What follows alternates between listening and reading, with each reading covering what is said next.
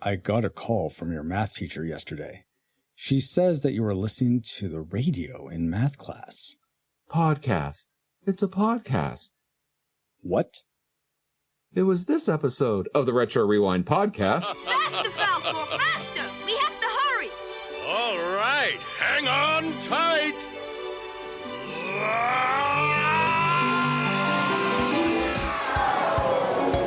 Reflux capacitors, fluxing, crew to stations.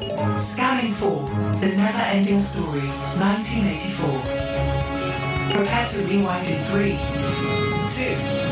1.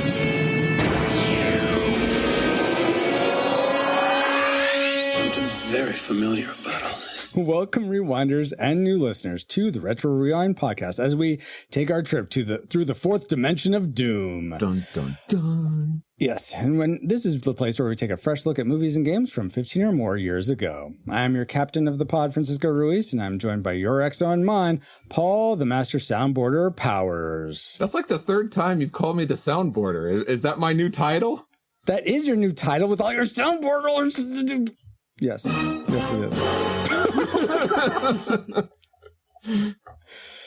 Also for this discussion of the film, The NeverEnding Story, we welcome aboard for the first time host of the podcast, Who Will Save Generation X Trivia Game Show, Jason Zabo. Hey, Zabe. Hey, man. So happy to be here. Thanks so much for having me. Of course. So glad to have you. And joining Zabe is his wife, a Gen Xer herself, appreciator of movies and music, and meter of the famous. We welcome Suzanne Sabo. Hey, Suzanne. Hey, how are you? So I'm doing well. Awesome. Speaking of wives, there are two more joining us on this mission. First is my wife and administration officer of the pod, Ashley Ruiz. Hey, Ashley. Hi, everybody. Hello. Thank you for having me back. You betcha. And finally, making a long-awaited return from episode 160 of the podcast, we are glad to have back Paul's wife and chief clergy of the pod, Valerie Powers. Hey, Valerie. Hi. Hello. Now that you have a quick flyby of who we are, Paul, can you give us a quick overview of the production specs for The NeverEnding Story? Cut that in post, right? Sure. All right. The NeverEnding Story was released in 1985 on the Amstrad CPC, Apple II, Atari 8-bit, Commodore 64, and the ZX Spectrum platforms. Paul? Yeah. Do you see what I'm writing right here? For those that are listening, yeah. I'm writing the Luck Dragon Falcor right now. Yeah, that's what this game was. This video game developed by Datasoft Incorporated. If you say the wrong movie, I can wish him to eat you. Do you want that to happen? I don't want it to happen. This is a game. You're gonna have to go hide in a dumpster. Arquito said it might be a game, so I thought we were reviewing the game, the text adventure game. Unfortunately, that's not where the riddle pointed. It pointed to the movie, The NeverEnding Story, the first one from 1984. That could have been brought to my attention yesterday. All right, fine. I'll go back and watch the movie. Thank you. All right. The NeverEnding Story, the movie, was released July 20th, 1984, right? Yes, that sounds right. Okay. Runs an hour and 42 minutes and is rated PG. It was directed by Wolfgang Petersen and written by Wolfgang Petersen, Hermie Weigel, based on the novel by Michael Ende. Sorry, some of these names are German. So, with the lead stars being Noah Hathaway, Barrett Oliver, and Tammy Stronach. The music was composed by Klaus Doldinger and Giorgio Moroder. I don't know. Wow. Are you ready for the box office trivia? I'm ready. Is everyone else here ready? Let's do this. Awesome. And everyone in chat, feel free to join in on this little quiz game that we have for where it placed in the box office. Go for it, Paul. All right. The NeverEnding Story was made for about $27 million. And depending on what site that I was reading, it was actually quite conflicting. But since we go with the numbers.com, according to them, it made $21 million worldwide. So, did not make its money back. But no, not so much. Given this fact, how high in the box office do you think it ranks among the movies released theatrically in 1984? We'll go for the top 50. Awesome. Okay, so top 50. Let's start with Zabe. Where do you think it ranked in the top 50 movies of 1984? Well, I'm the Gen X trivia guy, right? And you're leading off with a trivia question. It's going to be very embarrassing for me if I don't get this. So thanks for setting me up to fail. Of course. Don't worry, most people don't get this. Yeah. If you're going to say the top 50, that means to me that it's surely not in the top 20, or else you would have done 20, right? Not necessarily, but okay, if that's the way, that's a good strategy. Why would you go 50? You know, why? Because I want to help people since, I could have said it came out in 85, be the top 85, but I was trying to be generous. All right. All right. I got to say... 84. Sorry, I was thinking of the game again. Sorry. Go ahead, Zabe. $20 million, didn't make its money back. It's got to be a poor performer. I would say it's in the 40s somewhere. I'll say 44. All right. 44. All right. Suzanne, where do you think it placed in the top 50? Yeah, I agree. I would say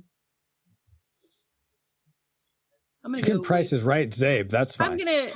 I'm gonna go with 42. No, there you go. Okay, nice. Took 42. Bobo's number. Good job. Nice, Bobo's number. Valerie, how about you? How about 40? 40. Okay. So much more generous than I was going to be. Ashley? 48. 48. I'm gonna $1, Bob. We're gonna go for number 1. Maybe this will work. No. The number 1 of the year or 50? Which way are you going? Number 1. Number 1. You're going to be disappointed there, husband. D. Tungsten guessed 17. These are people here live in chat. Thank you for being here, D. Tungsten. Ms. Wyndham guessed 50. Dale said 45. Bobo 42. Star Fox 45. And hey, Nick, Kirk says 38. And I think that's 40s kids. Exactly, Dale. So Paul, where did it actually end up? All right. According to the-numbers.com, it came all the way in at 49. 49. So Ashley wins this time. Wow. See, well you were done, being Ashley. far too generous. Well, it could have been number 1. No. Bizarro World. On opposite day, maybe. If Indiana Jones and the Temple of Doom came out, or any of the other 48 movies that year. I thought Temple of Doom was 83. Was it 84? 84. Okay. Ghostbusters, I know. Beverly Hills Cop. All right, Gremlins, I get it, Paul. Romancing the Before my Stone, time. Karate Thank Kid. you for those factoids, Paul. You're welcome. And let's see if any of them factor into our memory mind meld or subsequent roundtable discussion, which we'll get into once Alice has located our target film. Alert, alert. Target located. Spoilers incoming. Establishing analysis vector.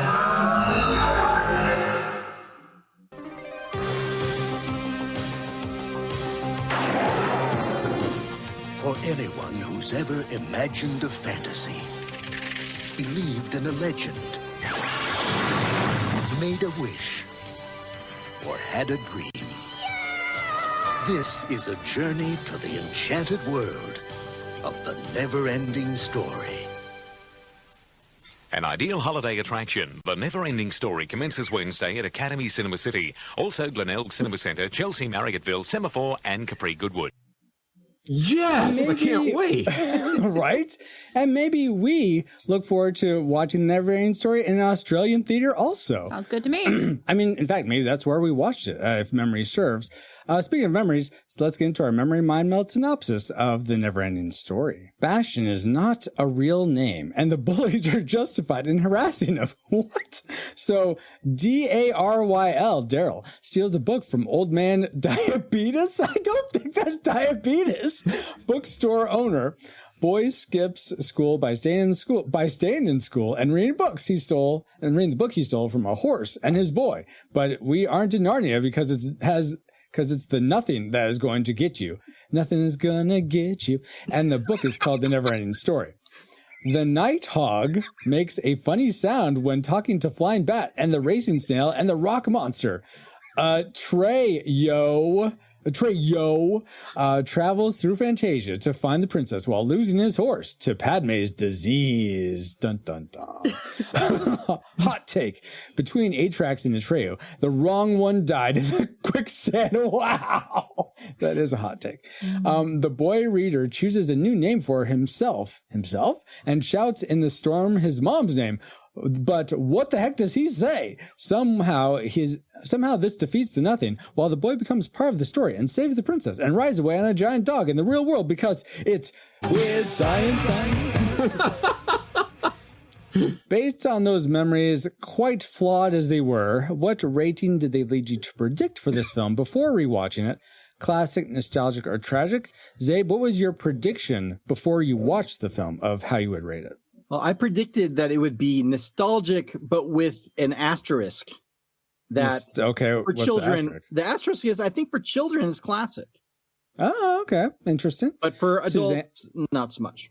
Suzanne, what was your prediction?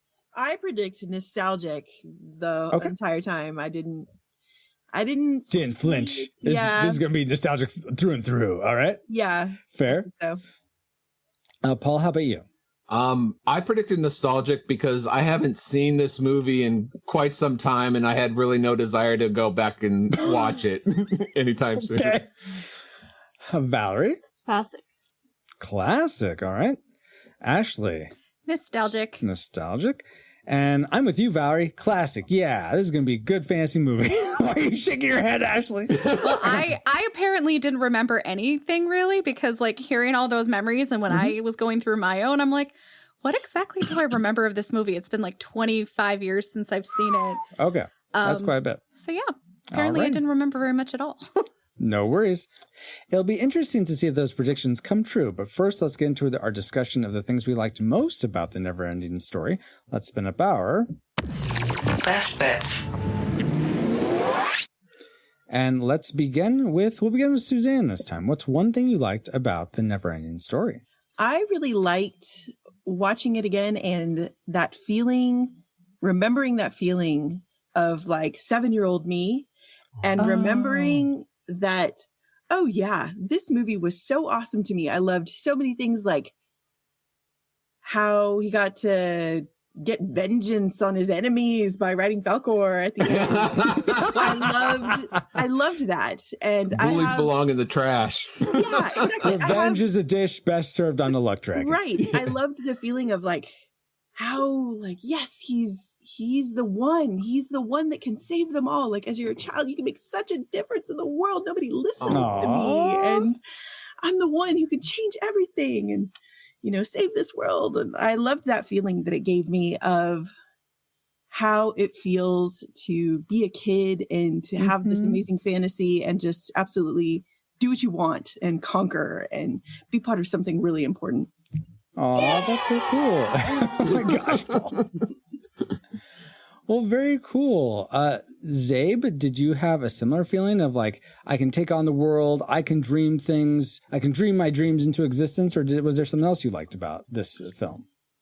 Well, I have plenty of things that I didn't like about this film. And okay, but we're starting with things we did like. I understand. Okay. I understand. Right. But the one thing that I really picked out watching it this time again is there was a really cool scene that I liked when, so Atreyu gets out of the water, right? And off the beach, and they have that horrible editing sequence where Falcor gets the Orin, right? Oh, yeah, in the underwater, yeah. Underwater. What are you talking about? You can't show a puppet picking something up by fade cutting between shots? I don't know what you're talking about. That's so the only way to do it. It was so brutal. But anyways, so he's going through those ruins. I'm not sure exactly where Atreyu was when he's going through the ruins, but he sees all the murals, right? On the side. It kind of shows his story along the way. Yeah.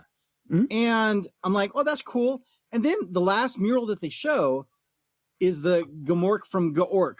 Yes. It's the Gamork. And then they introduced the Gamork that way. I thought that's probably the best storytelling job that they did in the movie.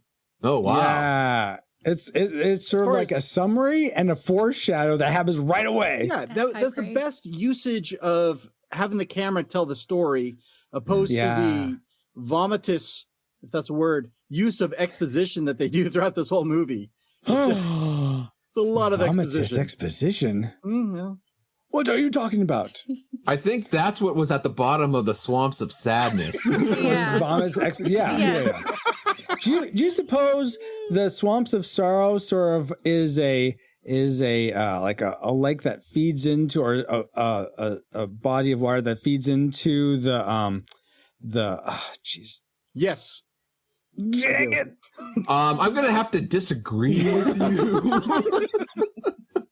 Yeah. Bog of Eternal Stench. Bog of Eternal Stench. That's what I was going for. No. Yes. But no.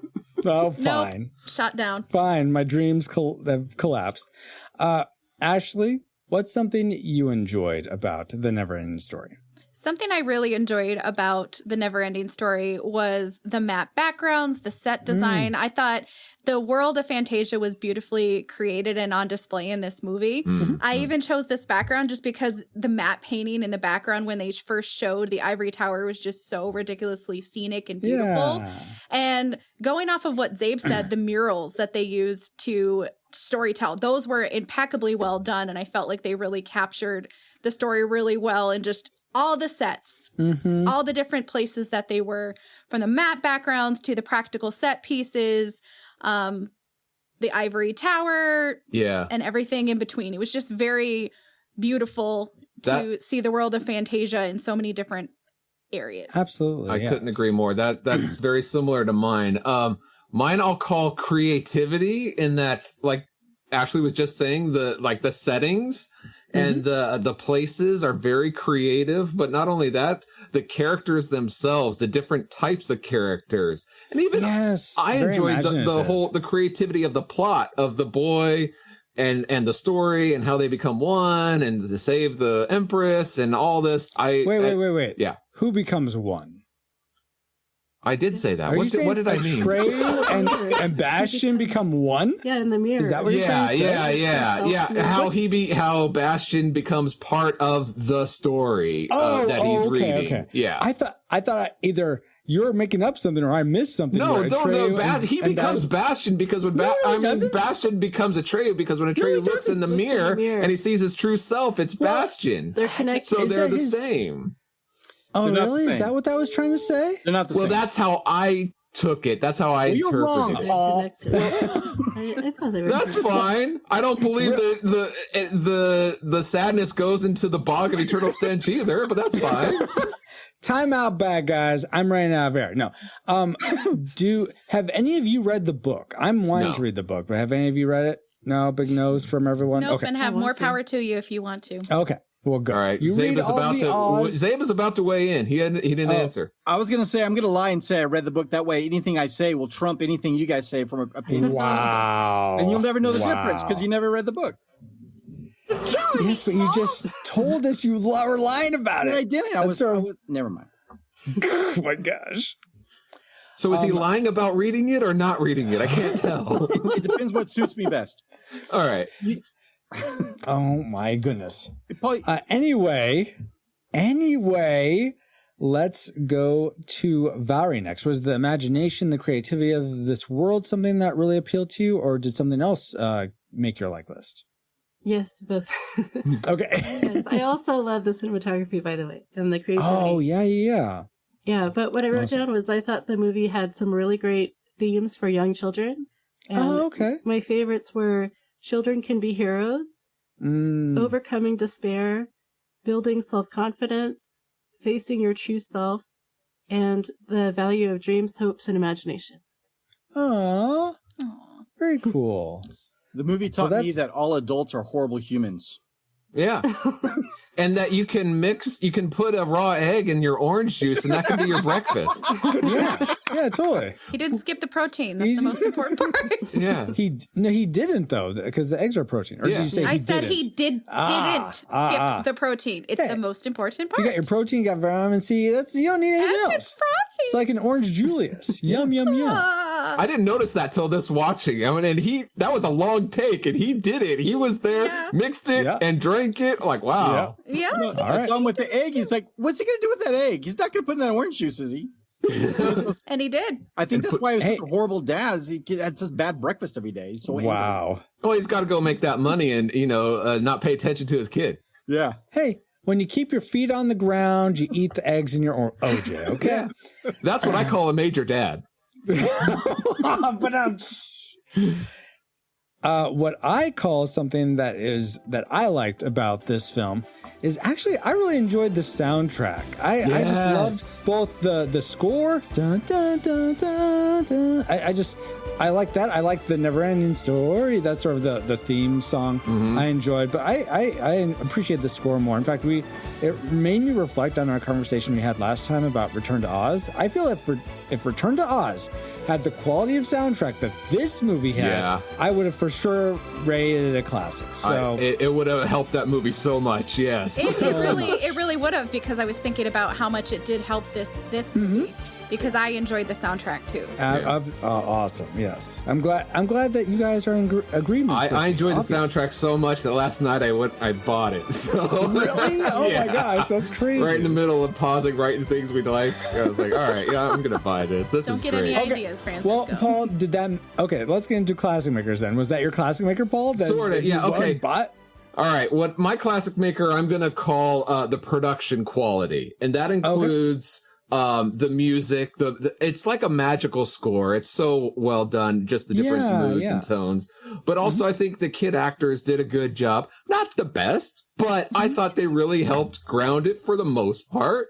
Especially since some of them were like the Empress. That was her first time on camera, and she's like crying and selling it real into the think about that. Yeah. And then also under what I call the production quality is like the physical creatures, and what Valerie said was like the cinematography. It's just the whole overall production design I thought was really well done, especially for its time. Yeah. Mm-hmm. And you know what? That's pretty much my classic, though a subset of it. For me, my classic maker, I should say. The level of detail in the puppets especially were remarkable to me. I mean, especially for one that, like, I know Jim Henson is like the standard bearer of like quality puppeteering, but as far as I know, Henson Company wasn't involved in this. And the Luck Dragon, the Rock Biter, all the sub creatures in the Ivory Tower. What about Morla, the ancient one? Yeah, his eyes. Yes. It looked so real. So I was astounded by that. It just looked so real. Gamork and the glowing eyes. So Gamork was the one where I felt like I was like dislocating. I do have. So you'll find my classic maker and my tragic maker are very connected. It's like two sides of the same coin. I know, right? I'm about to turn around. Gamork's right there. It looked like Zabe was about to say something though. Oh, okay, go for it, Zabe. Well, you're talking about Morla. I think Morla looks the best out of all the creature designs. But, absolutely. But not that matters. Good call. Something really interesting that you were touching upon too, especially about Gamork, and I found it to be true of Falco. Falcor. Rock me Amadeus? No, we're calling him Falco on the chat. I see everyone calling him Falco. I'm going to join into that. Nice. Like, is he a captain too? Yeah. So I think that the nose, the way that they puppeted the nose was so weird on in Gamork? Like it was like undulating. It was like forward it seemed like a dog's nose almost. But it had a life of its own. It really did. And so did Falcor's as well. Yeah. And so I just thought like the puppetry of the nose was a whole nother level on this movie. They had a separate puppeteer just for the nose, I'm sure. Right. It's like Jabba's tail. You gotta get these noses just right. What would you say, Suzanne, that this movie got just right? It was your favorite thing of this film? I kind of agree with Paul, what he was talking about earlier when it comes to the imagination that they use. So I would say the creature shop, the art design, the cinematography, how that all worked together to create those individual creatures that we see. It was perfect. It's superb. I still love it even to today. I want to pause the throne room area and look at all of them. And still, so I have seen this movie probably loosely, I will say somewhere between 50 and 75 times. Like in my life. Yeah, I recorded it off HBO when I was 7. Yeah, and I watched it until over and over again until the tape was as worn out can be. I watched it so much as a kid. And even as an adult going back and watching it now, I still saw new creatures in that room. I saw the fish people for the first time, and I'm like, there's fish people. There's like walking fish. It's amazing.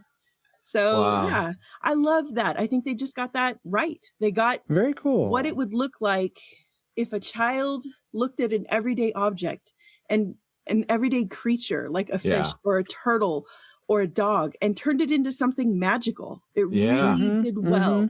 Yeah, I could creating totally see that fantasy. Yeah, very cool. Let's see. Valerie, what's something that was super fantastic about this film for you? What was your classic maker? So yeah, my very favorite thing is the concept of the reader being part of the story. So when I was young, I absolutely loved reading. I read so much. I wish I still did. I still love it, but not quite as much. But the idea of becoming a part of one of my favorite books, when I saw that movie, that blew me away. And it just made it so much more special. And I thought, oh, that would be so much fun. And then also in this movie, it almost takes it a step further in that Bastian becomes a main character literally in it. And then he actually gets to rebuild Fantasia. I mean, again, mind blown. Like the scene where he's suddenly riding Falcor, I think it's one of the best scenes in the whole movie. Oh yeah, absolutely the best. So that's that concept of becoming part of the story is just fantastic. Very cool. Aw, that's awesome. Yeah, Ashley, what part of this story do you wish you could have been a part of? You liked it so much. I don't know that there was a particular part that I would want to be a part of, but just to go back to what other people were saying about the creature effects and the costumes and just the development of the characters and just how many differences and how unique everyone was. And just seeing just how in-depth it was just from the very beginning with having a big racing snail and a sleeping bat that was just hanging there. And what are they called? The rock biters? The rock biters and what are they called? The hog things. The night hog? The hog things. Night hog. The night hog? I believe they call it night hog. The night hobs, yes. And just how intricate the makeup design was. Right. And then when you got to the throne room and seeing all the different people that made up Fantasia, I was going to say, Francisco, between your classic maker with the intricacies of the puppets and just how incredibly detailed they were, and then the makeup effects of the non-puppeted characters. It was just so beautifully done. Yes, absolutely. Well said, well said. And that leaves Zabe. Say something really well for us about this movie, Zabe. Well, I came to a realization. Francisco. Go ahead. What? I said that was a weird segue on my part. Go for it, Zabe. Save me. Well, speaking of weird segues, this movie, seeing it this time around, I picked up on something. And the fact that this movie is really a ripoff of Conan the Barbarian. Oh, how so? Yeah, I bet. I just watched Conan. How is it? I want to hear this take. Yes. Well, and this is your favorite thing about this movie? This is my favorite thing. I love Conan the Barbarian. Oh, why? Okay, you like Conan and this movie, Zabe. So explain this to me. I'm confused. How are they connected? I think that all the major beats of Conan the Barbarian can be applied to this movie as well. Conan came out before NeverEnding Story. I just want to point out. There's this orphan kid that goes on this world-saving quest. True. A bunch of horses die in very traumatic ways. Well, one horse, but yes. Well, one horse not in Conan. Go look that up on how poorly those poor horses were treated. But Falcor asks at the very end. He says, "I'm not going to do my Falcor impression, but what would you wish for next?" He says, like for Bastian, and Bastian chooses what's best in life. He wants for revenge against his enemies. He wants to crush his enemies, see them driven out before you, and hear the lamentations of the women. Yeah. So you know what? That's what he does. He wants to hear the lamentations of the women. Oh yeah. It's internal dialogue that you just. Is that why he took so long to say the name? He just wanted to hear the Empress keep whining. That's the lamentations of the Empress. Yes. Oh, okay. Wow. But what I found really interesting was that this movie has the exact same ending as Conan the Barbarian, because the protagonist, the the voiceover, the narrator guy, he says to the audience that the protagonist had much more adventures, but that's another story, right? And the only difference is that in Conan, they had the voice of Uncle Iroh from Avatar given the epilogue, and that always makes me happy. Yeah. Yes. So this story will also be told. Right. That was my Mako. Perfect. 1 for 1. Spot on. You know what I really enjoyed is the narrator in the NeverEnding Story was Alan Oppenheimer, who also did the voice of the Rockbiter, Falkor, and Gamork. And for anyone who doesn't know, like Alan Oppenheimer is a fantastic voice over artist even from the 80s and still working today. Yeah, he's still alive. He did Skeletor, so it's really. Oh, I don't think I knew that. I didn't know that either. It's really fun to know that he did the Rockbiter. Now I see why you picked this camp. Well, he also did. I'm through toying with you, He-Man. That's range. That is range. Absolutely. Yeah. One thing about the Rockbiter is he a creature made of rocks? I thought so. And eats them. I thought it was both. Yeah, well, you are what you eat. Right. Yeah, that's a good point. I eat pizza, and I'm Pizza the Hut. So. But apparently there's animate and inanimate rocks. So right. Yeah, that's a good point. Yeah, that is weird. I feel better. It kept me up last night. Thank you, Ashley. I finally fall asleep thinking he's not eating other rock biters. I just think it's another story of like it illustrates again a child's imagination. It takes you right there so that you look at this thing and you imagine like, well, how can this thing be alive? How can I play with it? Right. And, and then here's this rock that becomes a rock man. And that's how he got so big. Lords of Living Rocks. It's awesome. Wow. Yeah. There's one scene that I think is in the throne where like it's another really cool illustration of that, where there's a character or a couple of characters that have faces where they have multiple eyes, and it looks as if almost two faces have been sort of glued together in the middle. Yeah. And they're wearing these like real thick collars, and they remind me of playing cards. Like every time I look at them, I'm like, that's a playing card. That's like if you had a king or a queen or a jack on a playing card. You know how like they have their faces turned and you can see one eye? If you took that and made it 3-dimensional, like that's a playing card. I saw like childlike objects and or things that we would play with everywhere in the movie represented by these creatures. It was so fun. That's so cool. Yeah, very creative. Yes. But there might be some things that weren't so creative about this, guys. I think it's time to get... Oh. Hold on. Checking my notes, guys. I'm sorry. There's one more thing I forgot. One more. Geek Devotions. Geek Devotions is a collaboration of devoted geeks that are devoted to letting people know that they are loved. They produce a weekly geek culture-infused devotional, their podcast, Com Talk, and written articles all designed to encourage and challenge people in the geek community. Bridging the gap between their faith and their geekdoms. Find all their content at geekdevotions.com.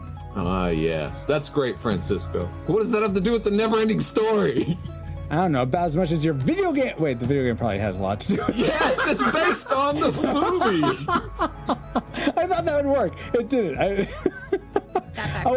Geek Devotions is... well, this is a geeky type movie. It's fantasy, it's genre, and they cover stuff like this all the time. So, because Alan Oppenheimer is the narrator, and he voiced He-Man, and He-Man's a geeky thing too. Does that work? When I think He-Man, I think geek. Sure. Okay, I thought so. All right, fine, Paul. There isn't a true one-to-one connection. Okay, you got me. You got me. But how about some trivia? Would that be more related to the NeverEnding Story? As long as it's about He-Man, that's fine. All right, I was going to say with our powers combined, but that's not He-Man at all. No. Did you all realize that Noah Hathaway was hurt twice during the making of the movie? Well, and Noah Hathaway is the one who played Atreyu. Well, Atreyu. What did I say? Atreyu. It's Atreyu. Atreyu. Whatever. So the first time was while learning to ride a horse, his horse threw him off and stepped on him. Way to go, Artax. And then the second time was while shooting the drowning sequence in the Swamp of Sadness. His leg got caught in the elevator, like that of the, I think where the horse like was lowered down. Yeah. And he was pulled underwater. He was unconscious by the time he was brought to the surface. Oh. So that's kind of crazy. Yeah. But exactly. He never acted again, did he? Did he never act again? This was his only movie? He's been in some things. In fact, lately, Okay. more recently, he's been in horror movies. So. Okay. I was going to say that would definitely scar you for life. Right? It's like, well, filming was a horror, so let's just only make horror. It set the stage. Yes.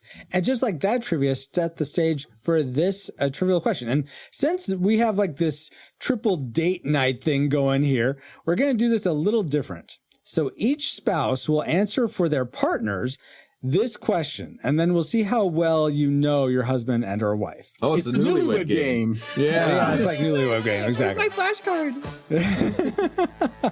So we're going to start with Paul and Valerie. So all right, Paul, go answer ahead. this, and it's going to be the same question for everyone. So Paul's on the spot, but you all get to think about this.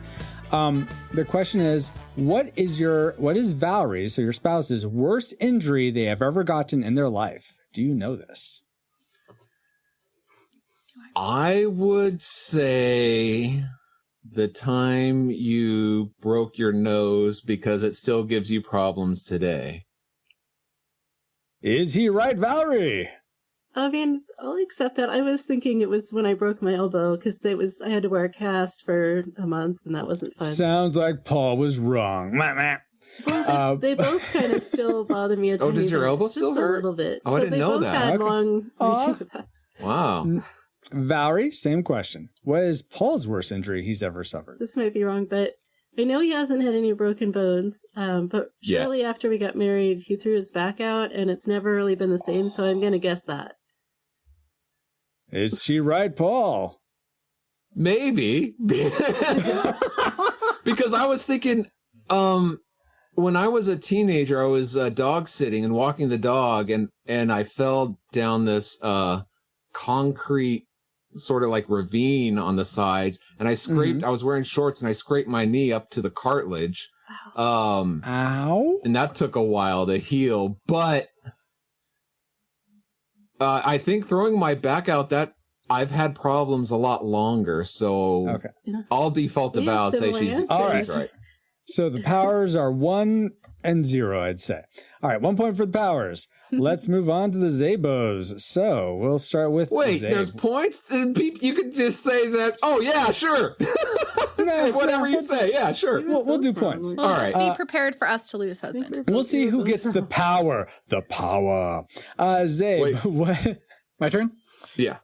So Suzanne had a promising dance career when she was much younger, and she could have been a pro dancer, but was well. Oh wow! Yeah, if you got paid, you're a pro. Yeah. Yep.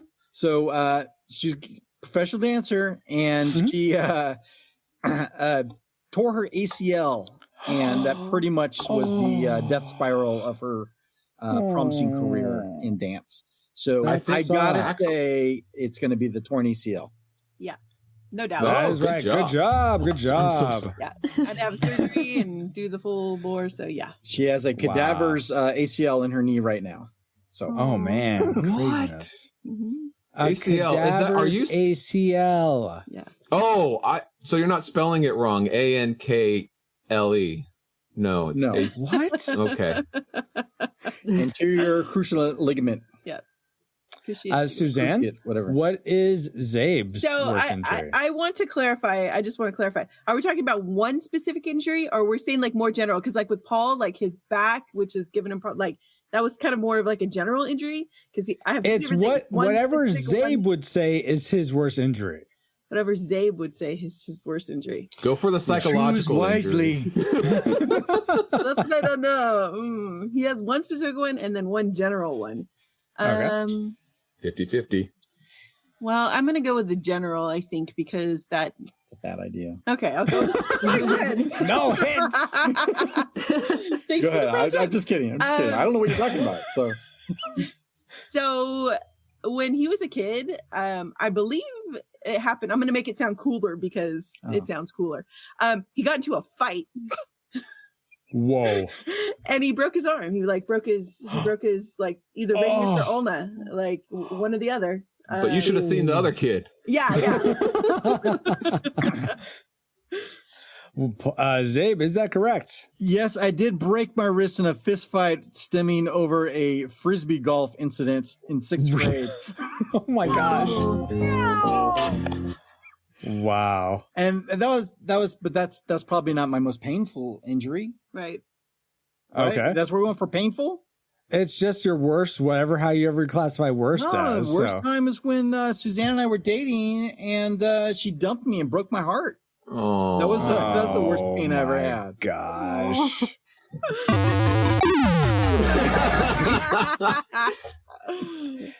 Fine. Hey, at least I got back together with you and then married you. Right. Yeah, that's true. Yeah. That's true. All right. So the Zabos have 1 point. The Powers have 1 point. Let's see if the Ruizes can top them. Ashley, what is my worst injury? I don't know. We don't really talk about injuries. And the only thing that I can remember, husband, is you saying like how one of the last times you legitimately did parkour, you had a really big fall. And ever since then, you've been wanting to get back into it. But since you thrashed your body, you're like, I don't know. Well, it was more my thumb that relocated when I was trying to do a cartwheel. You know what? I honestly had forgotten about that. How dare you? Well, I thought about my gallbladder. That is no. That's way too recent. You sucker punched him in the gallbladder? It's not an injury, husband. It is not an injury. Oh yeah. What caused it to fail? The sucker punch. Sucker punch. No. Okay. No, I'll give you that, Ashley. And since I think, you know what, you deserve bonus points for thinking of something that I didn't. So you get like 10,000 points. No. So the Ruizes win. I think this is a fair game. Okay, husband, you need to answer for me. Oh, fine. Because you never answer these, and you need to answer this. And technically, as the only newlyweds here, yeah, I guess that's true. You need to answer. So I would guess that for you, it's that time that you almost you were like 6 inches from having your spine dislocated or death or something in the car accident you had back in like 2010 or something like that. No, that's not an injury if it's 6 inches from having an injury. I actually only walked away from that accident with whiplash, so I'm glad that you remember that, but no, it actually was... Well, let me try again. When you fell and hurt your knee at work. Yes. Okay, see? Because let me try again. When you broke your arm. Not only did that physically injure my knee and I could barely move it for several days, it was also one of the most embarrassing. Like, it just bruised my ego so bad because people came out from the front entry. That was so bad. Are you okay? At least they cared. They cared. Like, the security guard, he called 911 for me. Like, he was freaking out because apparently the last person who had fallen out there, like, got all bloody. And I didn't break anything. It just really, really hurt. And now, like, I've got the old person, like, crinks every time I bend. But it was more of a bruised ego just because so many people saw me fall. But they were so nice. Yeah. Well, I will say we got 1 point for us, so we are all tied. I wanted Good job, to insert, everyone. I've fallen and I can't get up, but I couldn't get to that clip in time. I should have said that because legit, it took like 2 people to help me get up because I could not. My knee was just like locked, and they actually had a wheelchair inside of. Get up. Oh my god! There was a wheelchair inside the building, and they got me in the wheelchair, and then my then boss actually took me to urgent care, and it was just something. Yeah. Yes, exactly. Great trivia, Francisco. And now that we've all had some trivial fun, let's find out what memories you, our awesome rewinders, had about the never-ending story. Thank you, Paul. From locals, Dale says, "Oh wait, let me get this on." Oh no! No! Okay. No! There we go. The Lamal theme Yes, NeverEnding Story, which I always thought was a woman singing that. Well, that's for a the duet. longest time. Same. I know, but like this guy is not a woman. No, but the other person singing is. Yes, I understand that, but You I thought it was they were two both girls women. singing? Yes, exactly. Oh. Exactly. Anyway, he remembers the Lamal theme. Gerald McCraney from Simon & Simon playing a major dad to a boy riding a cloudy dog, wondering why he was named Bastion. I saw the movie in a classroom. I only remember being glued to the set. At the time, I thought it was a great fantasy adventure that I wish never ended. Rip Wolfgang Peterson. D. Tungsten says, it never ended. Therefore, a second one was not made. I think that's a joke. Yeah. He also remembers the racing snail, the rock biter, and he quotes, we have started talking to ourselves. Or, we have started talking to ourselves. We are allergic to youth. Horses love swamp. They look good, strong hands, don't they? The Southern Oracle, the guy who studies the Oracle looks like my doctor. I guess with the one tooth. He goes on to say, the Luck Dragon, who wore it better, Lamal or Francisco? According to the video, Lamal did. Okay. Wow. He goes on to say, pretty sure it was in the film, wasn't it? No, Lamal wasn't in the film. Neither was Francisco. Sad day. D. Tungsten says, goes on, it was delightfully imaginative film. I saw it sometime in the 80s and have loved it ever since. I also saw some of the behind-the-scenes stuff on Lights, Camera, Action, hosted by Leonard Nimoy on Nickelodeon. Same. Oh, very cool. I saw that also. Oh, cool. Awesome, Suzanne. Kennethan said, not too memorable as I know it exists, and I may have seen it, but being at 1984, I was in college, and don't recall ever showing this to my kids as they were growing up.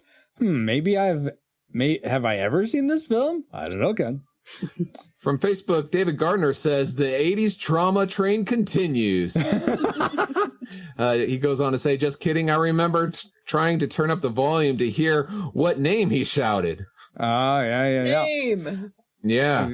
All of us. Am Collins says, I remember being enthralled. Such a fantastical world. I remember the sense of hopelessness as the world was consumed by the nothingness. And then the feeling of renewed hope seeing the ivory tower floating in space. That combination of deep darkness with a final flicker of hope still does it for me. What a story. From Twitter, Christopher Battles says, left a gift, or he doesn't say, he left a gift of Falcor, and it says, this character is about it. That's all he remembers. Okay. And then we're going to end with Zabe had a story that he shared with me over email. And I was like, I want you to be able to share this, Zabe. I'm not sure where, but I thought this was a perfect opportunity since we're sharing our memories. So Zabe, take it away. What was the story you wanted to share? Well, this movie has a personal connection to me and my friend James Lewis Perryman, who was a real kind of rough and tough kind of character growing up. He was my friend. I think it's good for people to have friends that maybe, I don't know, maybe a little slightly bad influences on you. You know, I was a straight arrow growing up. Yeah. And I could use a couple of shady characters in my life, you know, and James really fit that role for me. But as kids, you know, he was always getting into trouble and always at odds with his parents or his parents. You know, we bonded over things that we didn't like. You know, sometimes the things you dislike can be the greatest bonds amongst friends, especially when you're kids. And that's kind of where we went. And when I mentioned to him once that I really hated the NeverEnding Story. Oh, I mean, the dude looked at me like he was going to kill me. And I thought he was joking, you know, because we joke around. But he was deadly serious. And he's like, that is my favorite movie of all time. What? I totally offended him. And and I just thought it was really strange. But it seriously put a big strain on our relationship and our friendship. And it took a lot of time to repair that. Seriously? Right? Yeah, it really did. It was that big of a conflict. Wow. It was so strange to me. Like, I don't like the movie, but like it's something that he really loves. And I made fun of it carelessly. You know, I didn't treat something that he loved with care. You know, and that offended him. Okay. And, you know, when we're kids, sometimes that happens. And life took us separate ways. He went on to become a firefighter for the Army. And I didn't see him much after that. But he was a very good person, but he had some very serious problems at home. You know, a very troubled home life. And I feel like James really identified with Bastian in the movie. They were both kids from a single parent home who had just, I think, abusive parents, really. I think Bastian's dad is just so emotionally detached from Bastian in this movie. Yeah. And it just, I don't know, that's a whole other thing. But, well, he's forcing him to be someone other than he was, right? And that was similar with my buddy James.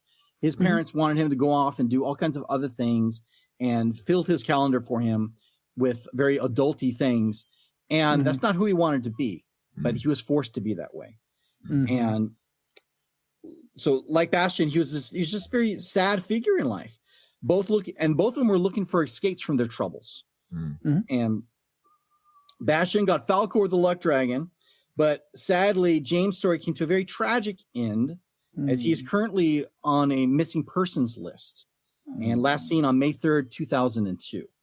So James, he won a jackpot at a casino outside Whiskey Pete's in Prim, outside of Vegas. Yeah. So he won a big jackpot there, and then he just disappeared. And there's some suspecting foul play involved in it. And you can look it up for yourself if you'd like to check out his whole story. But so far for the past 20 years, every year on his birthday, I like to honor him by watching this movie. And I remember my buddy. It's so I saw this movie 4 times before, and so now I've seen it 24 times. Suzanne was saying how many times she saw it, so that's my story there. But I have this hope that his story has not ended, and that someday I'll see my friend again. If anyone listening has any information on James Lewis Perryman, you can contact the charlieproject.org and or contact the San Bernardino, California Police Department, who's handling his case. In the unlikely event someone has seen him. But I don't know. But you said hey, Zabe, do you want to do an episode on NeverEnding Story? This is the first thing that came to mind. I feel I'd be amiss if I didn't just give a shout out to my buddy James, and absolutely hope to see you again someday, buddy. Yeah. Thank you for sharing that, Zabe. Wow. It might be a bit crass to say, like, okay, that was really hard that happened, and now we're going to move into the things that weren't so good about this movie. But that's the segue I'm going to go with. How about now let's make fun of my friend's favorite movie. Let's do it. Or I don't like that happened, and here's some other things I don't like. Yeah, you could always say that was hard that happened, and these were some things that might have been hard for us to make it through. Okay, maybe I should just hire you all to write my segues for me, because those are so much better Let's talk about all the things that Zabe hated about this movie that he argued with his friend. Here we go. Worst clothes. All right, let's kick things off with me. I'm going to go first this time. Kick them off. We didn't like. Exactly. So we talked about, well, I'm sure other people might say that. So I'm going to say this one's like just a small quibble that I'm like, what the junk are you talking about, dude? So you guys remember they get in the beginning of the film, Atreyu walks up and says, what? Do I keep saying it wrong? I think you pronounced it incorrect twice that time, right? Whatever. Atreyu walks up, says, I'm the Atreyu you're talking about. You're just a boy. And then, fine, screw you guys, I'm going home. But he's like, no, wait. And so he comes up and says, okay, if you're going to take this quest, I have some advice for you. You can't take any weapons. I'm like, what kind of advice is that? You take it up with weapons. Jesus, who sent out the disciples, where he said, don't take any pillows or anything with you. Same kind of thing. But that's not advice. Now, warning or precaution or these are the rules of this game. Okay, Mr. Thesaurus. It's the same thing. I just don't know why he labeled it as advice. I don't get it. So no, it didn't make sense. And it's like, dude, you're not even going on the journey. You don't even really know what the journey entails. You just know this is the ends to the means, and this is what you need to do. But there's no construct, no framework within it. So Some people are only given pieces of the puzzle. The piece with the pointy-headed guy with the big white hair had the piece that he couldn't bring his bow and arrow. That's all he knew. Which, by the way, this is where I would want to read the book to see if that would make sense why that happens. Like, is there Francisco, something even if the book says, hey, don't take your weapons, I doubt you're going to be satisfied with the answer of why. You never are. Yeah.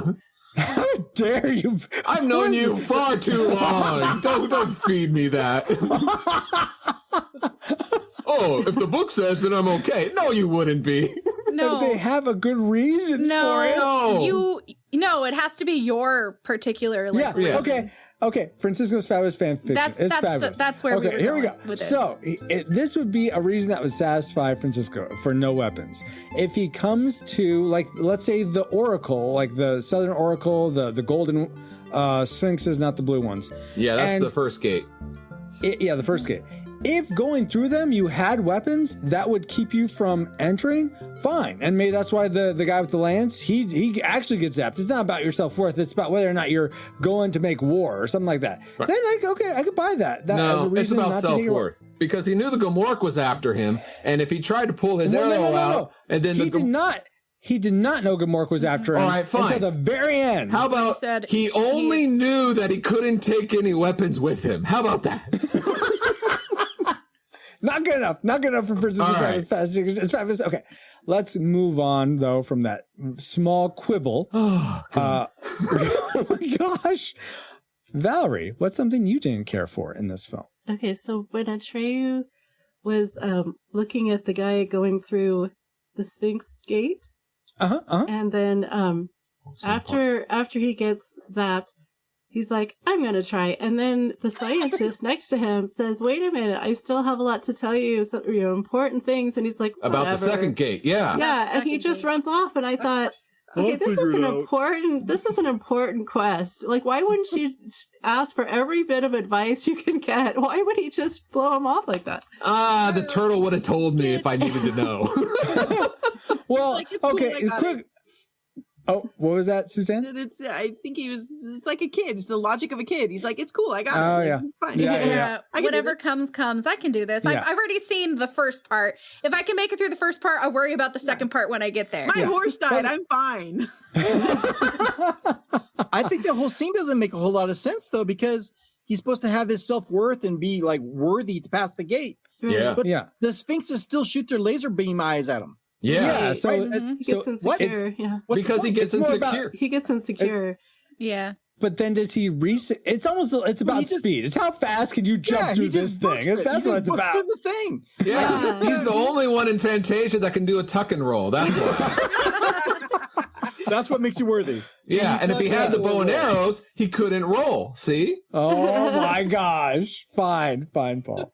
By the way, story. Exactly. How does the scientist guy know anything about the mirror gate or anything? If he's never been, no one's been past this. No, thing. he said, a few people have. And they couldn't get past the second one because they go mad. Oh, I missed that. Okay. Yeah. Thank you. I guess I did not hear that. But he doesn't know what's after the second one because no one's ever made it past that. Gotcha. Okay. By the way, it's Gamorreek. He's past that. Thank you. How did Gamorreek get past all that? If he's trailing... he doesn't. He's in another land. Yeah, I'm not getting it. Okay. He just went around. Around. Oh yeah, there you go. Yeah, he went the long way. He took the Mario pipe warp zone and Furthermore, why didn't Atreyu just simply call up his luck dragon and be like, let me fly around this thing. Can you just fly me? It's exactly. Fine. We can just fly right over all this stuff, bypass all this noise, and get to the Oracle. Lord of the Rings style. Why didn't you just call the Eagles in the first place? Right. Hello, cheating. Fly me over Mount Doom. Throw that. No, I can't move. I'm getting my vitamin shots. No. Here's the thing, guys. In the cut version, the guy at the beginning with the pointy head says, "So you can't fly on luck dragons past the oracles. You can't take any shortcuts. That's the reason, and you can't take weapons. Yeah, that's why." How you like it now? So luck dragon's not like an airship in an RPG where it can take you to basically any point. Exactly. Yeah. Sorry, no shortcuts.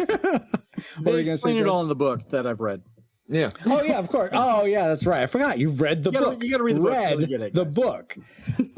Zabe, why don't you tell us? I mean, obviously, having read the book, there's something in the movie that is very different from the book that makes the movie something you don't like. So what would be that thing? Well, I don't know because I didn't read the book. But the thing in the movie,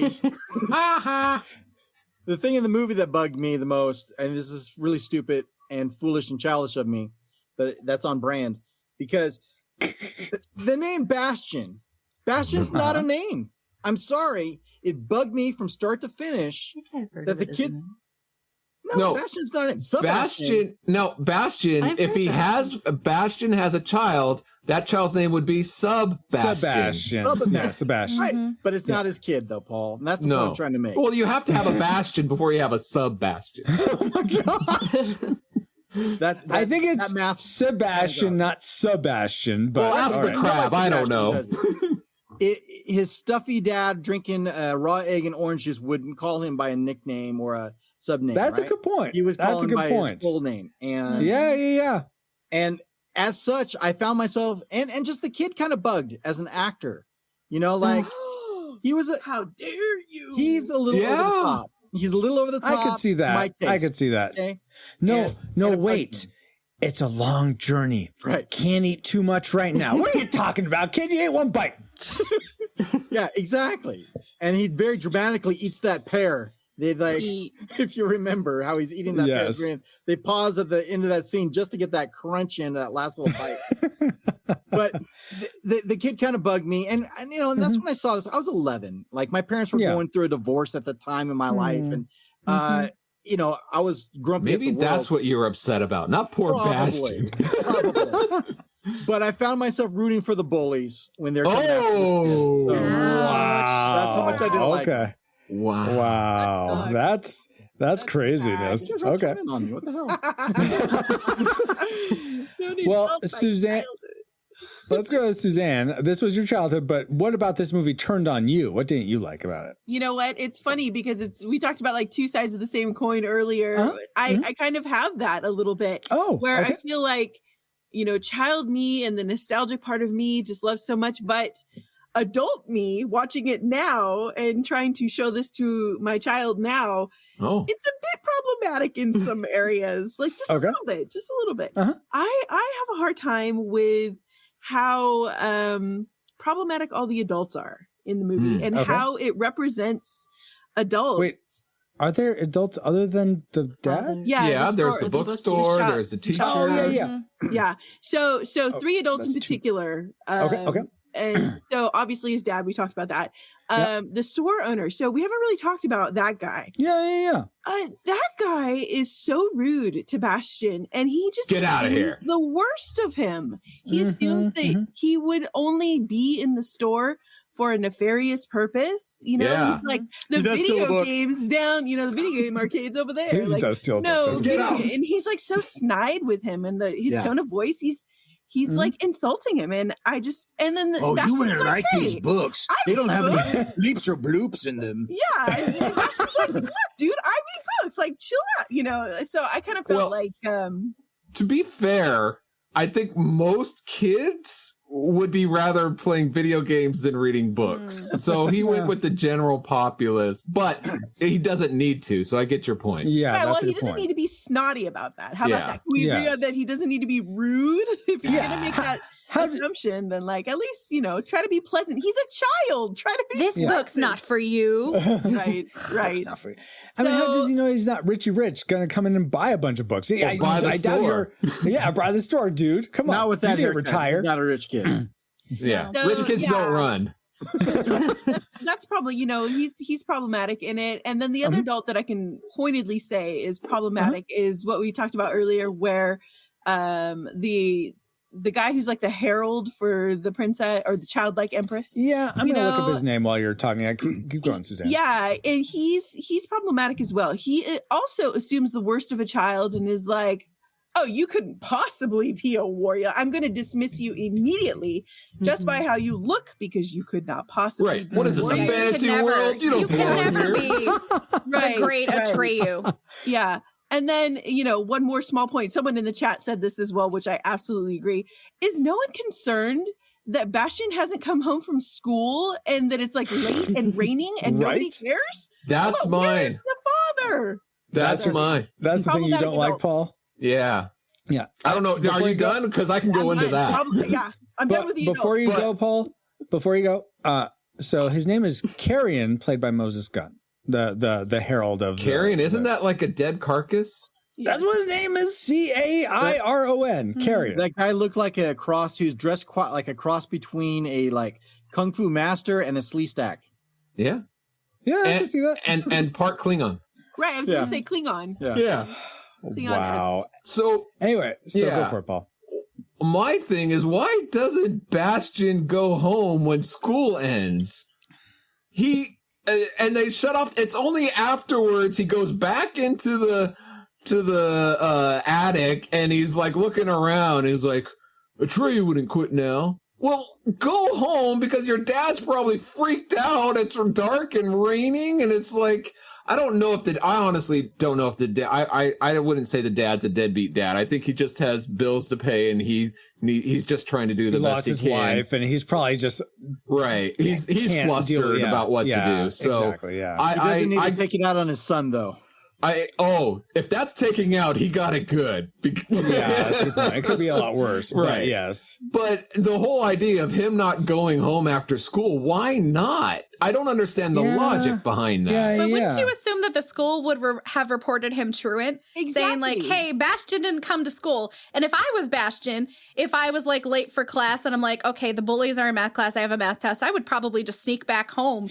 But then I would get caught. It's like, why do you think you're protected in this crotchety attic somewhere? It doesn't make sense either way. It doesn't make any sense, especially like he's there after hours. Why wouldn't you go home? I understand it's a really good read and it's really got you gripped, but kid, no, you don't sleep on a dusty old mattress in a drafty. Yeah. What schools have attics like that? Yeah. I think it's unsanitary. Yeah, just a little bit. Yeah, I'm just sorry. I got distracted, guys, because someone had a story in chat that reminded me of going back to the bookstore seller that I wanted to read because I thought it was interesting. Person in the mirror says, actually, my son had something like that happen to him in real life. He was shyly trying to ask a question of a lady in a used bookstore. He started out, do you happen to have any books in this series? Took a moment to breath out, but was immediately answered with, no, we do not sell the Goosebumps series. We sell books. I immediately stepped in and explained that he doesn't read the books that he was going to ask about, Swallows and Amazons by Arthur Ransom. Boy, what a change that made in her. Jeez. Wow, that's crazy. But yeah, that's exactly why you shouldn't assume things of people, for sure. Mm-hmm. I mean, just like I shouldn't assume that you guys are going to, rate this a tragic. Not at all. Anyway, back to, let's see, who we got left. So, Paul, what did you say was yours? You just why Bastian doesn't go home after school. Yeah, why he doesn't go home. I don't have a good answer to that. I have no idea. Well, maybe if you read the book, it'll clearly explain. Oh, well, Zabe's read the book, right? So maybe you know Zabe. No, he said he didn't. Oh, okay, fine. Let's go to Ashley, and then we'll get into our tragic makers for the NeverEnding Story. But Ashley, what's something you didn't care for about this film? There's something that I've always said when things don't make sense, try to make it make sense. Yes. And honestly, the whole journey to save Fantasia was so incredibly loose. It's like it's tied to the Empress at the edge of this and blah blah blah. You need to go on this journey, but no one has the answers. Right. So he's just kind of making it up as he goes along, and he just kind of stumbles and he searches all these remnants of the world of Fantasia. Atreyu has no idea where he's going, what he's doing. Nobody has any idea where he's going, what he's doing. And he's just a tool to be used by the Empress. I know he's a plot device. I know he's a means to an end, but it's kind of very hollow. It makes for a very hollow story. Just in the whole journey being very hollow, because for me, it's not about the destination. It's about the journey that we're going on. And the whole pretense for all of it is just so incredibly hollow. I understand that nothing is taking off the world and people are losing their lives. They're losing their friends. Everything is unraveling and falling apart. But really, he's just going to go wander off and he's going to try to figure it out. Well, yeah, he's trying to I don't see what's maybe I'm just shallow. Maybe I'm hollow, but I think it's cool. I like things that are more specific and detailed, and this was just too much of a contrivance for me. I'm like, well, it could be anything. You gotta get it's not the journey, it's the friends we make along the way. Seeds of the certain flower grown in only this area. You're looking for something detailed like that? I just would be like, well, this is where you need to go. And I mean, yes, like they did get direction as it goes off, but he's just like wandering for like the first 30 minutes. And I'm like, this is boring. Okay, cool. Scene transitions. Cool. But with epic music, Ashley. It doesn't save it for me. I'm sorry. It's kind of like a mystery. Like you only get certain clues as you go along. And at the end, it was like, oh, this is to get the reader involved. Yeah, I get that. But if I understand what you don't like, Ashley, is it something like you'd rather have like, okay, this is where I need to get to, and then I know where I need to go, but then all this other stuff like takes me off course, and I'm like always trying to get back. Like have a constructed path. Yeah, let's go on this path. It's too loose. Are you upset that at the beginning the Klingon guy didn't say, "Hey reader, the Empress needs a name. Shout it out." Well, not to mention I hated that too, but I didn't like that thing either. That about shouting out the name. That's how he gets involved. Like that's the what is that? The linchpin? What is that? The trigger? It is the trigger, but I'm just saying like it's got a very loose plot. Okay. And I think that's something I just did not like. Okay. Right. Well, so and let's just roll with that, Ashley.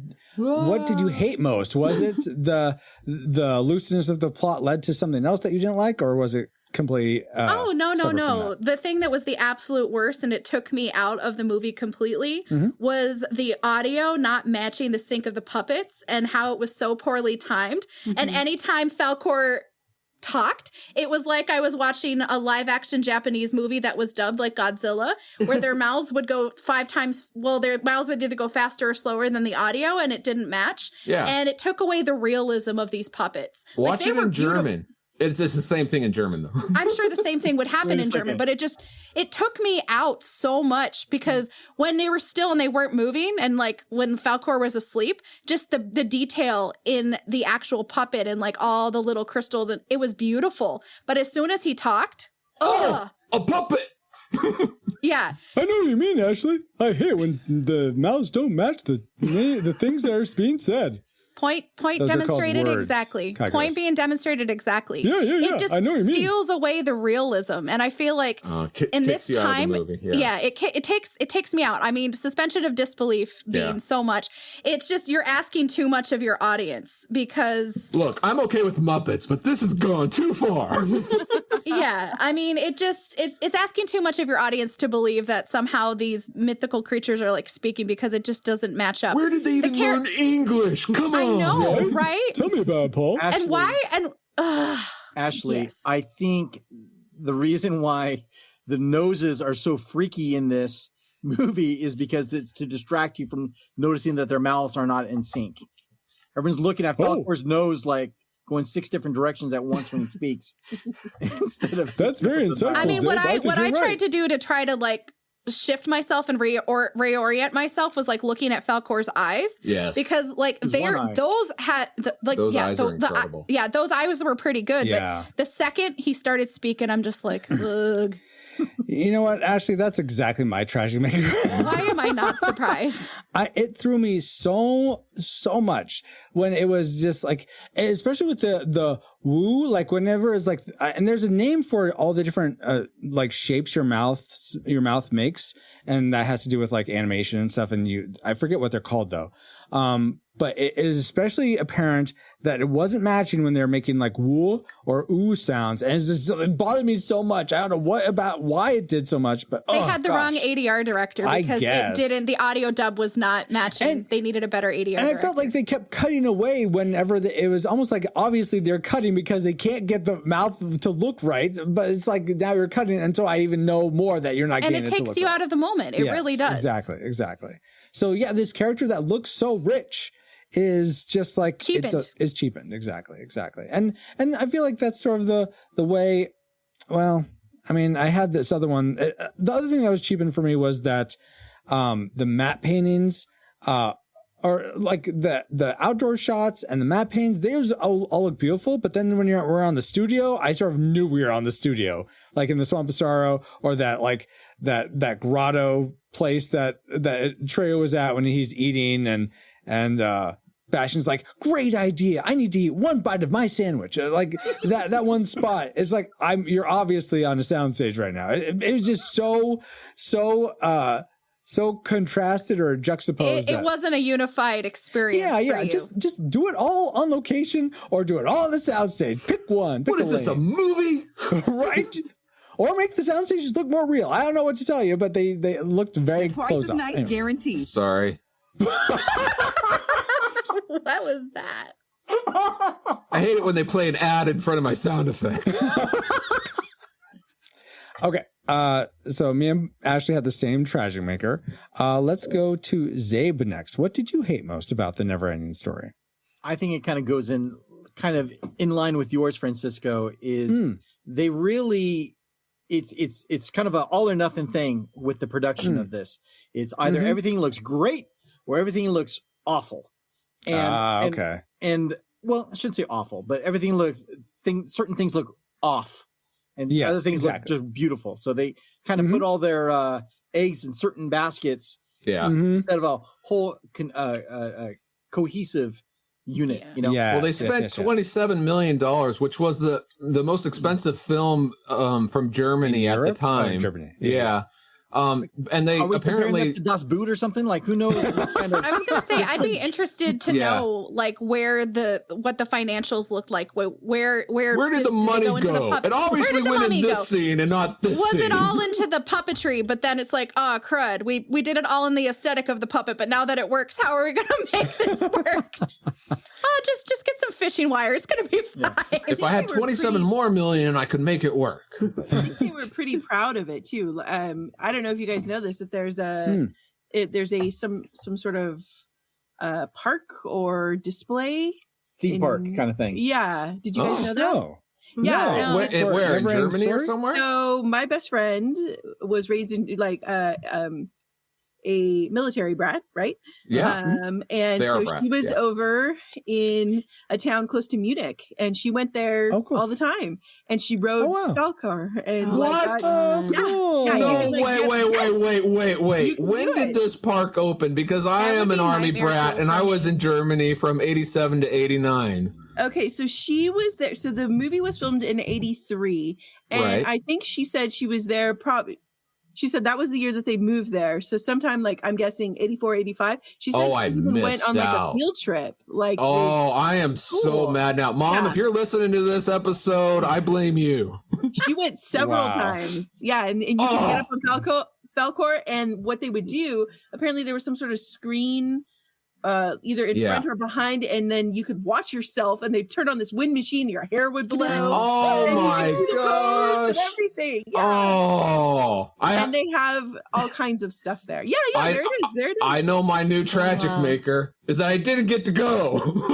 Oh my word. All right, that is not the movie. That's not the movie Falkor. That's not my Falkor. It's kind of cool. It's a cool idea. Snail and the rock biter displayed, and so there you go. After Francisco's showing some of the pictures, and after looking at it, Mom, I don't blame you anymore because that almost looks as bad as NeverEnding Story 3. Wow.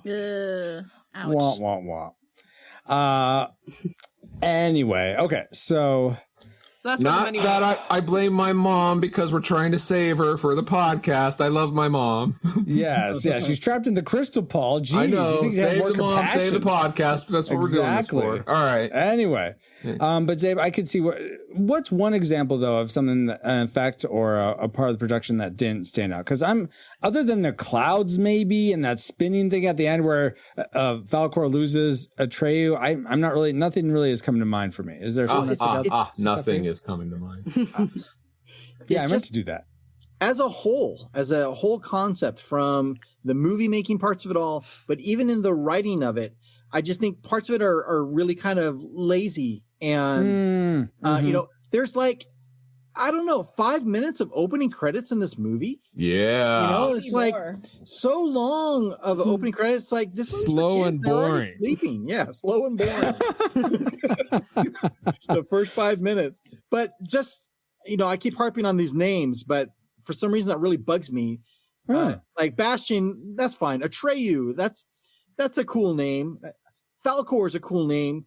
But then you get to things like Rockbiter. It's just like, where's the creativity that came in? Carrion. Yeah. Like, what's up? But even the name Fantasia is kind of weak to me, I think. It's like lazy. Little on the nose, I think. Well, in the book, it's called Fantastica. Right. Yeah, that book you read, Zeb. But even Swamps of Sadness, I thought that was cool alliteration, no? Oh my gosh. It's too Let Zabe have his trash. Sorry. All right. I don't know. Those are pretty small quibbles, though. I mean, okay. But it is things that it took me out of the movie. It's just like, that's fair. Rockbiter, come on now. What does he do? Yeah. He bites rocks. Like, okay, cool. Yeah, can't we have like Stone Guy or something? Anyway, Suzanne. Or Rock Farter. I mean, come on. Wow. They go on both ends. Yeah. Rock Saw is ready. Suzanne, what's your tragic maker for the NeverEnding Story? I'm shocked that no one has said it. Oh, at this point, okay. I am shocked. Do it. You hate the horse Artax. I don't know why, but all right. I don't hate him. I hate that he dies so tragically. Yes, and it's really soon in the movie too. It happened me and Ashley were so much expecting sooner. that. Yeah. I just was like, it happens this early on. This is like the only thing that I remember from this movie. Well, it's his own fault. He got sad. I mean, everyone knows you're not supposed to be sad in the swamp. Yeah, don't be sad in the swamp, but you're going to sink in your sorrows, and then it's over. Yeah. So that's go ahead. brutal. Go ahead, Suzanne. I mean, as a child, so already the story starts pretty sad. You see the kid get bullied. His mom died. His dad's a jerk. This other guy's a jerk. He has to go to school, and there's a math test. Like all these, So the too close to home. Right. Forced to hide. It's sad. And then you're like, okay, we're gonna go on this journey and it's gonna be great. We're gonna live vicariously through this kid and it's gonna be amazing. Nope. We're gonna kill the horse. That's what we're gonna do. To be fair, the carry-on Klingon said not to bring anything with him, and he brought his horse. Is that a weapon? Does that qualify? Well, I don't think he said weapon. I thought he said anything. So weapon. No, he said weapon. But did he say, yeah, you can use your horse as a weapon. That's true. Yes. I'm going to disagree with you, Suzanne. Sorry.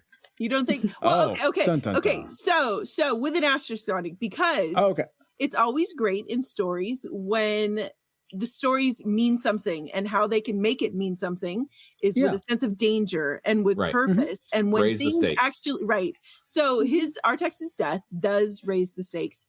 And yes. there is pain, sadness, vulnerability, these things on the way of your journey, and it matters. Yeah. So, yes, absolutely. But the way that he dies and the scream of Noah Hathaway as he's just begging him and pulling him, that is traumatic for a 7-year-old. And to watch it, it's still hard to watch as an adult, this child losing their companion. You thought he was going to have a companion the whole way. Nope, he doesn't. So the worst thing about this movie is that they did a good job portraying sadness and trauma. Yeah. Trauma for a child. You know what? I'm going to say trauma for children on children's movies. I'm going to go ahead and bar that. Let's do it a different way. How about that? Okay. Don't kill the horse. Don't kill the horse. Here's the way I would do it, though I'd still kill the horse, but here's how I would do it.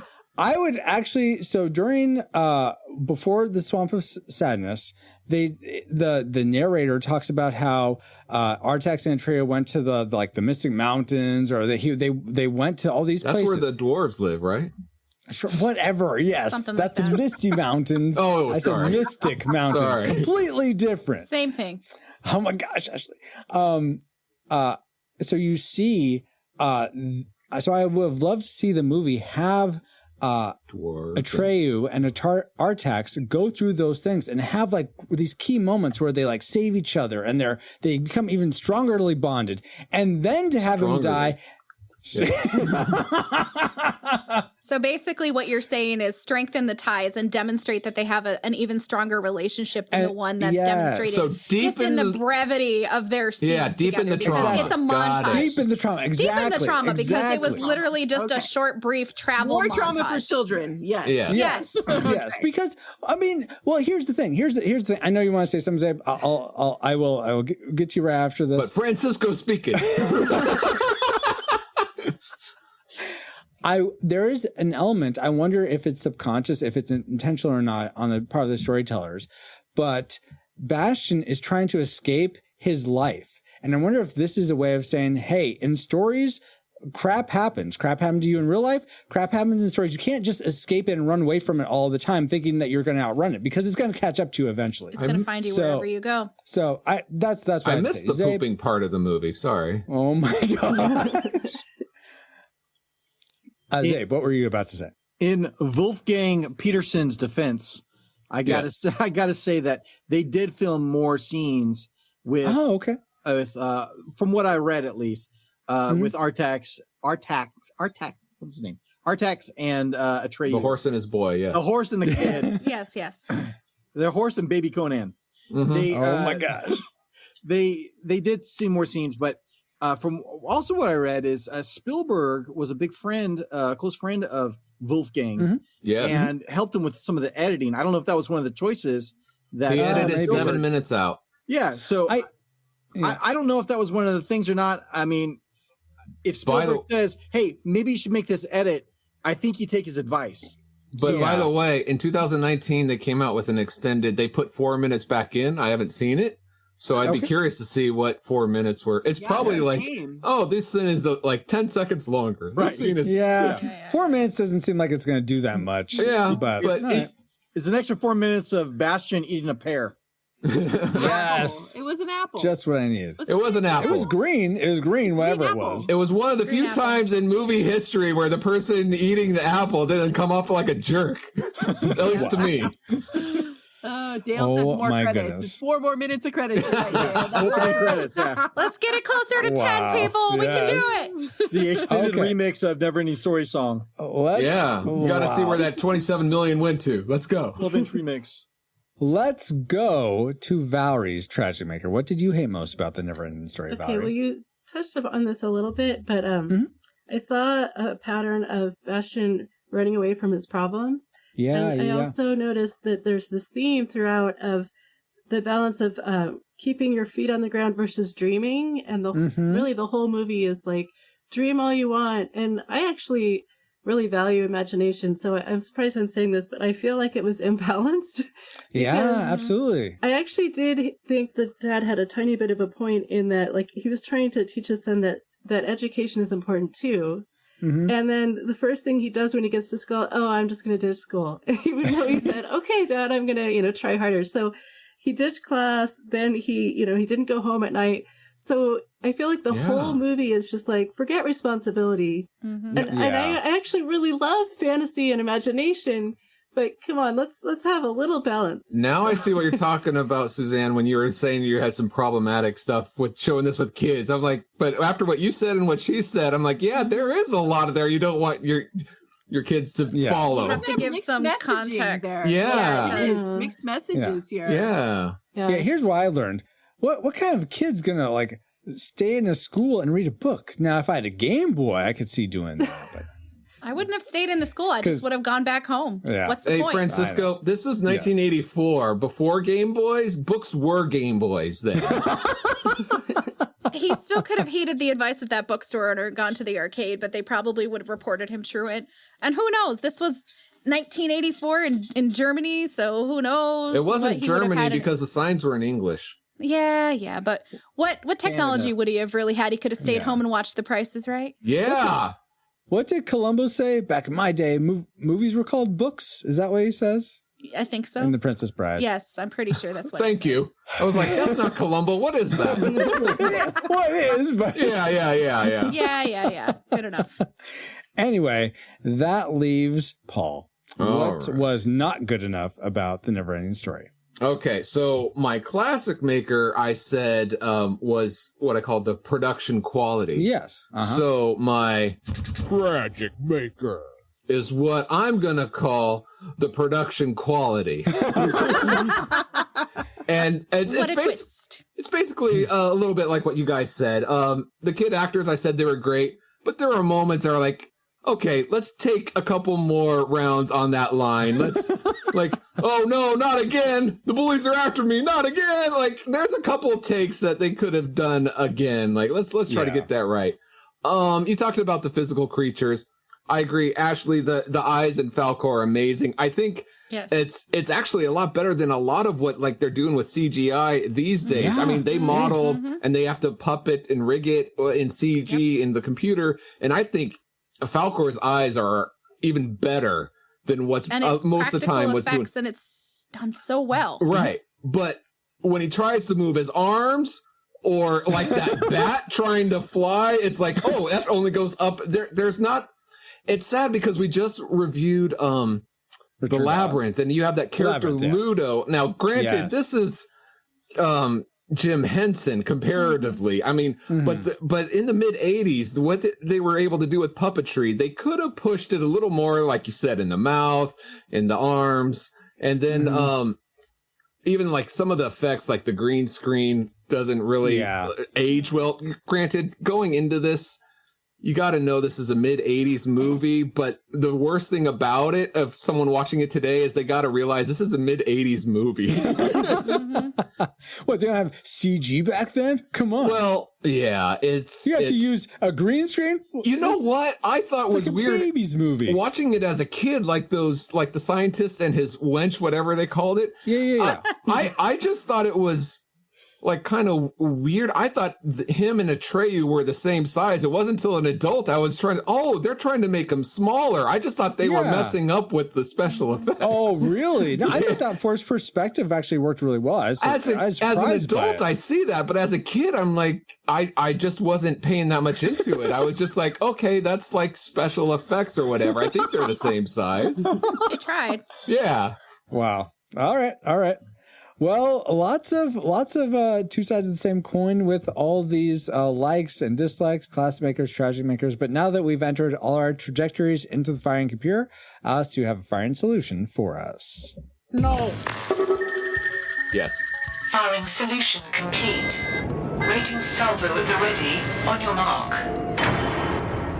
All right, guys. Moment of truth. Do we rate The NeverEnding Story a classic? We recommend anyone go see this film, whether or not they've seen it before. A nostalgic, if you've seen it before, like as a kid or young adults, give it a rewatch. You won't be wasting your time. It'll be fun. Or tragic or sad. Not tragic. It'll be sad, but it'll be worth a watch. But if you've never seen it before, pass this one on by. Or do we rate it a tragic? It's not worth anyone's time today. If you've never seen it before, definitely keep it that way. And if you have seen it before, don't sully any good memories you have of it with a rewatch. So let's start with all our guests. And we're going to start with Zabe this time. What is your final rating for The NeverEnding Story? My final rating is for sure the same as it was in my prediction. It's classic for kids, nostalgic for adults. So I need one though. You gotta give me one. Okay. Yes. Well, then I gotta go with nostalgic then. Nostalgic. Okay. Totally fair. Suzanne, wait, what was wrong with this? Why'd you? No, I'm joking. I'm sticking to my guns, and I am saying nostalgic also. Nostalgic also. All right. Let's see. Let's go to Valerie next. What was your, you had predicted classic. Did it say that or did it change for you? Classic. Classic still. Wow. Okay. Ashley, how about you? You had rated nostalgic. Is this another tragic for you? Would it be? I don't know. I'm asking. I have no idea, actually. Yeah, this movie is a tragic. What? Oh my gosh. Oh, no. Unpack that for me more. Why is it a tragic? Honestly, I think it just sends so many wrong messages. It's like, okay, kid, you have problems. Go escape into a world of fantasy. Yeah! Don't have any responsibility. You can be part of someone else's story. And honestly, it's your imagination and your ability to disconnect from the real world that allows you to connect with this fictitious world and rebuild. And there's just so many things that don't make sense about it. There's so many things that disconnect you. And honestly, it's just like one of these generic fantasy movies, and I just can't. Okay. Hold on. How is that any different from Dorothy and Oz? She just wants to go to Oz and fix and be in Oz. So how is this any different? Here's what I'm going to tell you. Yeah. Actually going through this movie actually makes me appreciate Return to Oz that much more. What? And it makes me feel like it was actually significantly more well done. Just because there was more plot development. It was true to the books. I knew it was relevant to a story, and this is just too all over the map and too contrived. And it's the flying monkeys, right? Yeah, it's at the end of the day, it's just too thin for me, and I can't. Tragic. Very fair. Yeah. Before we get to Polonized Rain, we're sort of all over the board here. We have two nostalgic, a classic, a tragic. But when we go to our Rewind Republic, those who support the podcast at the $5 or more level, when I average all their votes, this is a nostalgic from them. So we have another nostalgic. So that's 3 nostalgic so far. Paul, we could, if you and me say classic or tragic, this is going to be like a 3-way tie. It's going to be crazy. But what's your final reign, Paul? Let's you had predicted nostalgic. Yes, I predicted nostalgic. But honestly, I love the fantasy. This was so enjoyable watch for me. I'd recommend it to anybody. So classic. Wow. Okay. Classic for you, huh? Don't shake your head at me. You're entitled to your opinion. That's right. You hear that? I'm entitled. Yeah. For me, I had predicted classic. And I think after seeing this film, there was a lot I still enjoyed about it, especially that soundtrack. It's so, what do the kids say today? It slaps, it bops, it pops. It's a bop or it slaps. Okay. Yeah. That's right. That's what they say. And I say that too all the time. No, you don't. Because I'm one of the Utes.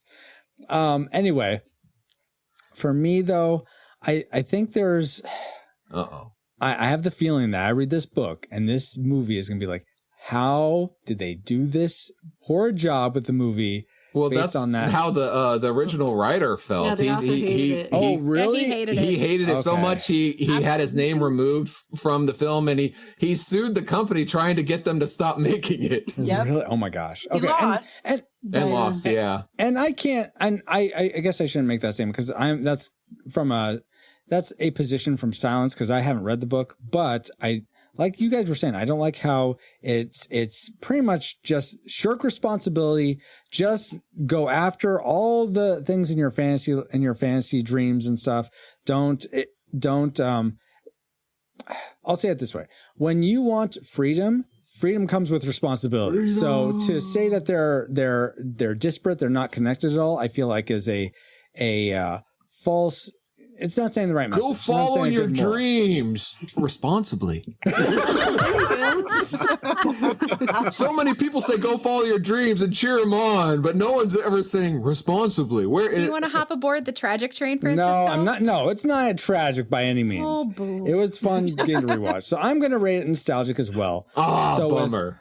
1, 2, 3, 4 nostalgics to 2 classics and a tragic. The Retro Rewind podcast rates The NeverEnding Story, all over the place disputed nostalgic film. If you enjoyed it as a kid, probably worth your time to rewatch it. But if you've never seen it before, actually, I'm curious, what would you recommend someone go? Would you say go watch Return to Oz?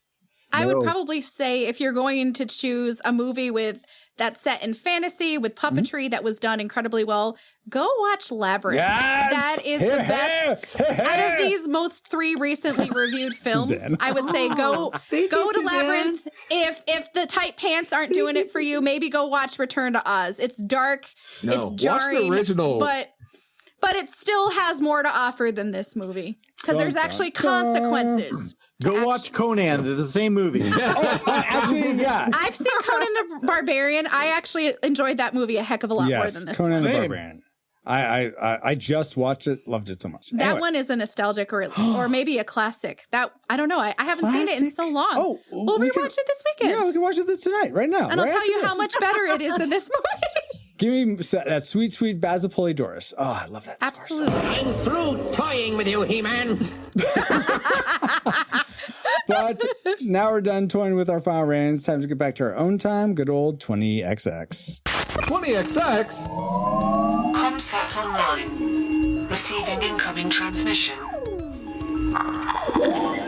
Feels good to be back, but we wouldn't have been able to travel back to 1984 to begin with if it weren't for our amazing reflux capacitors, namely Deborah Powers, Geek Devotions, Drew of the Cellcast, Ashley Ruiz, hey, you're right here, Kennethan, Fabulous Lomax, Rosie Lomax, That's Our Babo, D. Tungsten, Dale, Mr. Lost, Daryl Hafner, Cool Deluxe, in addition to 2 other awesome patrons as well. Thank you all so much for keeping the gigawatts coming.